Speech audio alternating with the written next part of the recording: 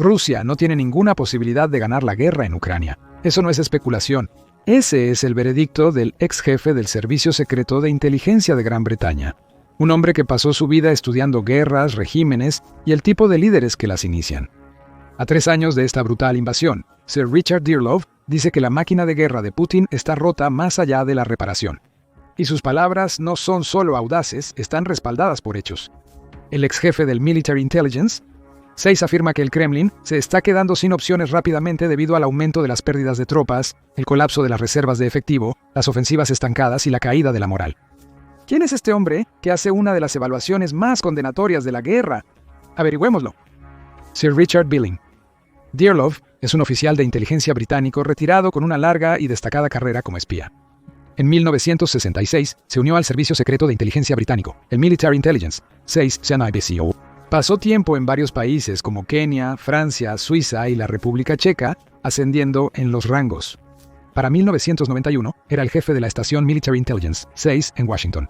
Luego se convirtió en director de personal y administración en 1993. Luego, director de operaciones en 1994. En 1999 recibió su promoción más importante, convirtiéndose en el jefe oficial del Military Intelligence, 6 cargo que ocupó durante 5 años. Presenció los ataques del 11 de septiembre al World Trade Center y la posterior invasión a Irak. Renunció como jefe del Military Intelligence, 6 en agosto. 2005. Pasó a ser administrador universitario, conferenciante, orador público, escritor y comentarista político.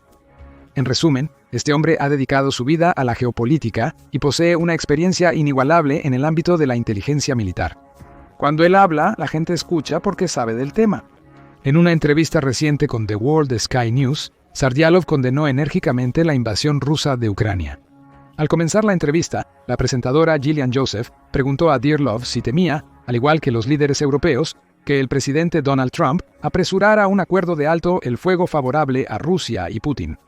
El ex jefe de espías fue claro en su respuesta. Reconoce ese miedo y cree que sería un mal resultado para Europa en este momento.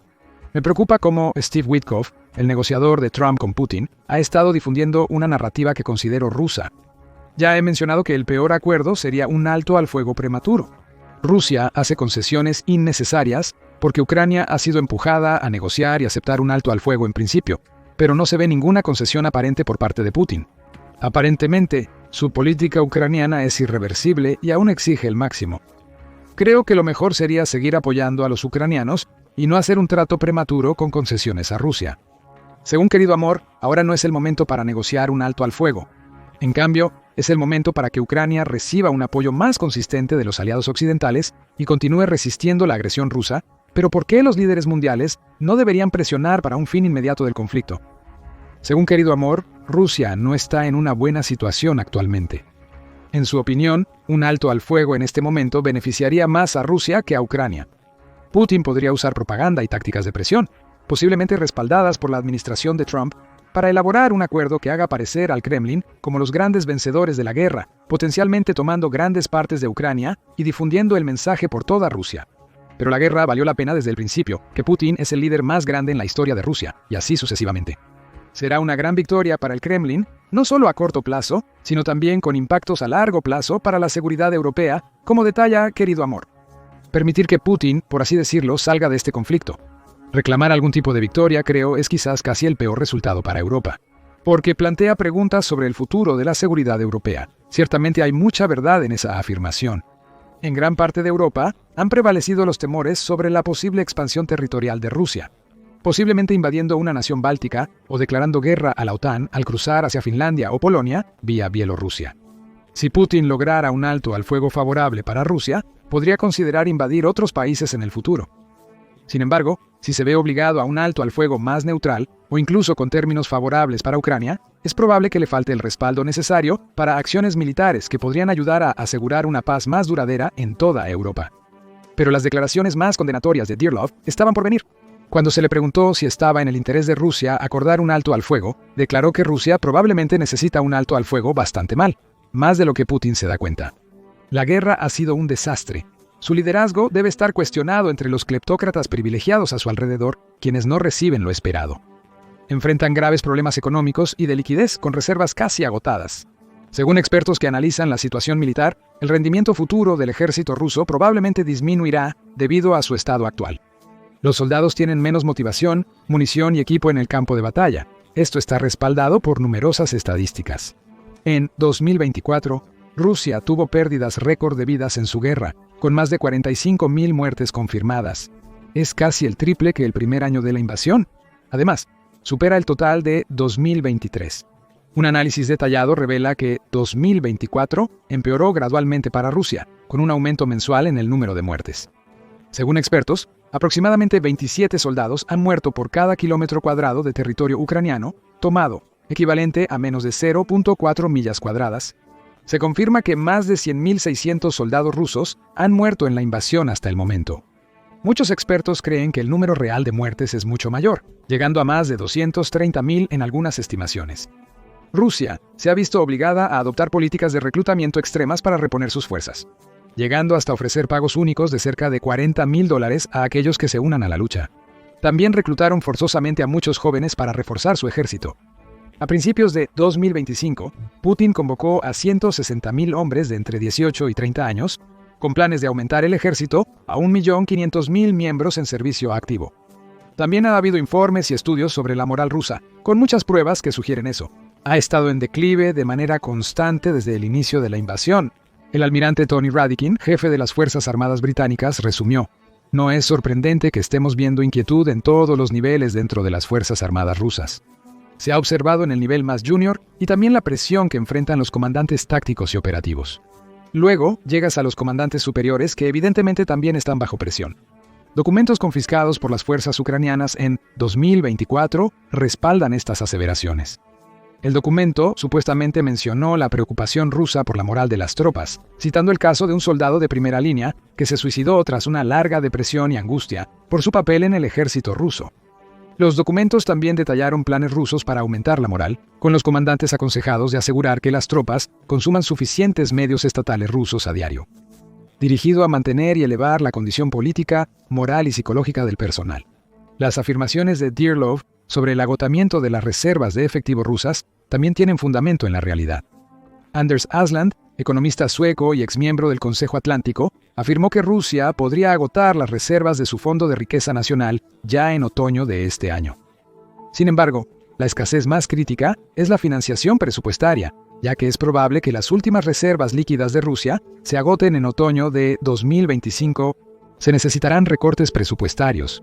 La economía de guerra también podría requerir controles de precios y racionamiento, los viejos pecados soviéticos.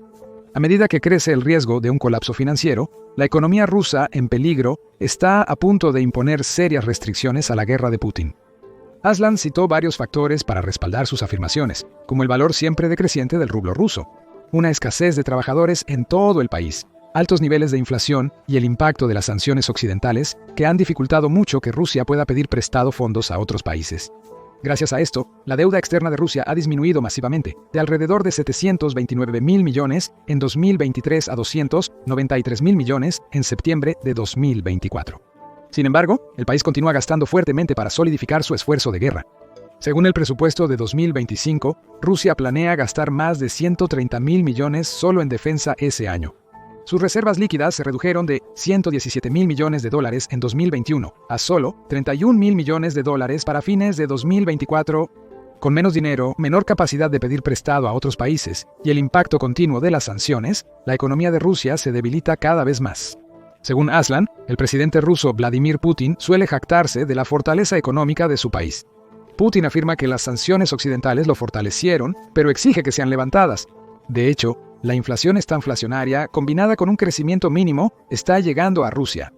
Las existencias de equipo militar de Rusia también están disminuyendo en muchos casos. Según informes, Rusia ha perdido miles de tanques, vehículos blindados y grandes cantidades de obuses y artillería autopropulsada.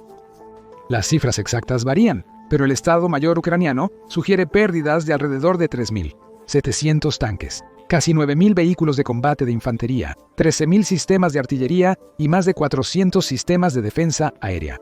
Solo en 2024. Sin embargo, el Instituto Internacional Británico para Estudios Estratégicos, generalmente reduce a la mitad estas cifras de 2024, pero el Instituto Internacional Británico para Estudios Estratégicos solo considera los vehículos destruidos. Aunque Rusia tiene un stock de más de 130.000 vehículos blindados, según Global Firepower, estas pérdidas siguen siendo significativas. Además, según informes del Instituto Internacional Británico para Estudios Estratégicos, gran parte del equipo ruso utilizado en la invasión data de la era soviética. Aproximadamente, el 85% de los tanques y vehículos blindados desplegados hasta ahora provienen de almacenes a largo plazo, en lugar de ser equipo nuevo o recientemente fabricado. Y esas viejas reservas soviéticas se están agotando poco a poco. Imágenes satelitales de instalaciones de almacenamiento rusas revelan que en algunas ubicaciones más del 40% de los tanques y vehículos almacenados han sido forzados a entrar en servicio. Gran parte del equipo existente de Rusia es antiguo, está mal conservado y no se puede clasificar como listo para el combate. Además, Rusia no puede fabricar tanques, vehículos, artillería y otros equipos al ritmo necesario para compensar sus pérdidas. Según Nikolai Mitrokin, investigador de la Universidad de Bremen en Alemania, los vehículos blindados están siendo destruidos a un ritmo alarmante. La creación de nuevos y la reparación de los dañados está muy por detrás de las pérdidas. Mitrokin también sugirió que el suministro de vehículos blindados de Rusia duraría solo unos meses si persisten las tasas actuales de pérdidas. El teniente general Ihor Romanenko, ex subdirector del Estado Mayor General de las Fuerzas Armadas de Ucrania, coincide en gran parte, aunque sugiere que los suministros rusos podrían durar un poco más de lo estimado por Mitrokin. Considerando las pérdidas actuales, son hasta 2 años.